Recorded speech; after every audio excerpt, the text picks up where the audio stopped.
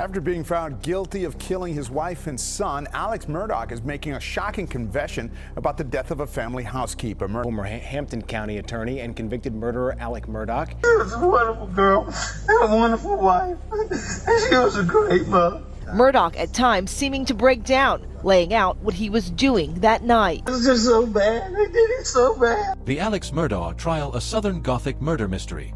Have you ever heard of a story so wild, it seems like it came from a movie?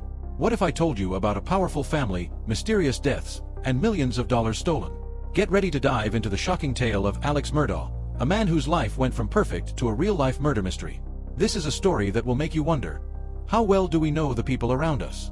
It's a tale of power, privilege, and dark secrets that will keep you on the edge of your seat. So, sit back and prepare to unravel the twisted web of the Murdaugh family saga. The Murdaugh family legacy. Let's start our story in a place called South Carolina. It's in the southern part of the United States, known for its rich history and beautiful landscapes. This area is called the Low Country, and it's a special place. Picture long, winding roads lined with ancient oak trees draped in Spanish moss. Imagine small towns where everyone knows each other's names and families have lived for generations. The air is thick with humidity and the smell of salt water from nearby marshes. In this picturesque setting, there's a family that's been very important for a long time. Their name is Murdaugh, and they're not just any family. For almost 100 years, the Murdaughs have been big shots in the world of law. They were like the kings of their small town, Hampton County. It all started with Randolph Murdaugh Sr. back in 1920. He became something called a solicitor. Now, that might sound like a funny word, but it's a very important job. A solicitor is kind of like being the top lawyer for the government in that area. They decide which cases to take to court and try to make sure bad guys get punished. Randolph Sr. was so good at his job that he kept it for 20 years. After Randolph Sr., his son Randolph Jr. took over the job. He became a solicitor in 1940 and held the position for 46 years. Can you imagine doing the same job for that long? It shows how much people trusted and respected the Murdaugh family. Then, keeping up the family tradition, Randolph Jr.'s son, Randolph III, became the next solicitor. He served from 1986 to 2005. With 3 generations of Murdaughs serving as solicitors, the family became incredibly powerful. They knew all the judges, police officers, and important people in the area. Some people even started calling Hampton County Murdaugh County, because the family was so influential. They could get things done that other people couldn't, and everyone knew it. Then came Alex Murdaugh. He was part of this big, important family. The great-grandson of Randolph Sr. Alex became a lawyer too, just like his dad and granddad. But instead of becoming a solicitor, he worked at the family's law firm. This firm was started by his great-grandfather and had been helping people and making lots of money for over 100 years. Alex seemed to have a perfect life. He had a pretty wife named Maggie and 2 sons, Buster and Paul. They lived in a big, beautiful house and had everything they could ever want. Alex was known as a good lawyer who helped people who were hurt in accidents get money from big companies. He was friendly and well-liked in the community. But sometimes, things aren't as perfect as they look from the outside. And that's where our story begins. The Murdaugh family had been at the top of the social ladder for so long, it seemed like nothing could ever bring them down.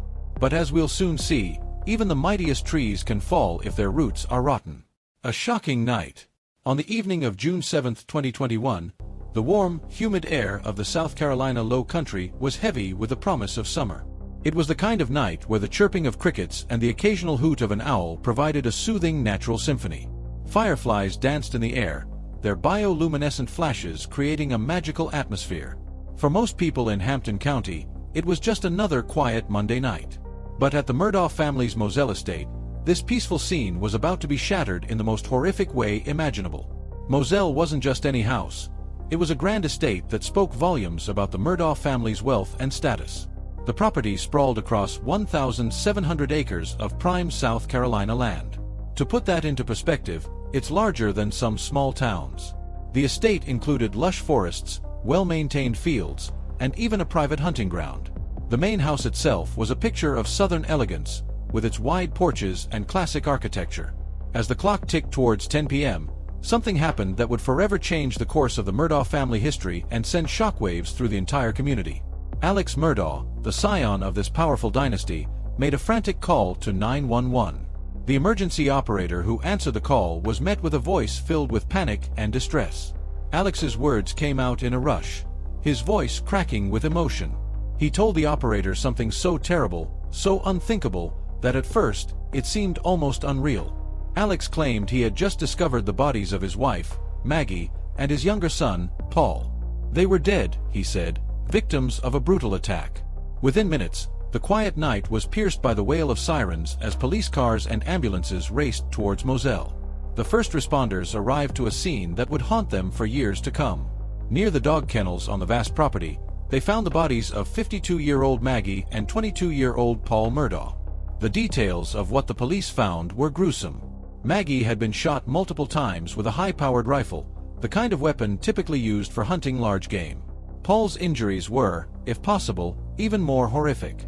He had been shot twice with a shotgun, a weapon that causes devastating damage at close range. The first shot had hit him in the chest, while the second, fatal shot had struck his head, causing catastrophic damage. As crime scene investigators combed the area around the dog kennels, they were struck by several odd details. There were no signs of forced entry anywhere on the property. No broken windows, no kicked-in doors. The vast estate, with its long driveway and numerous potential hiding spots, showed no signs of an intruder.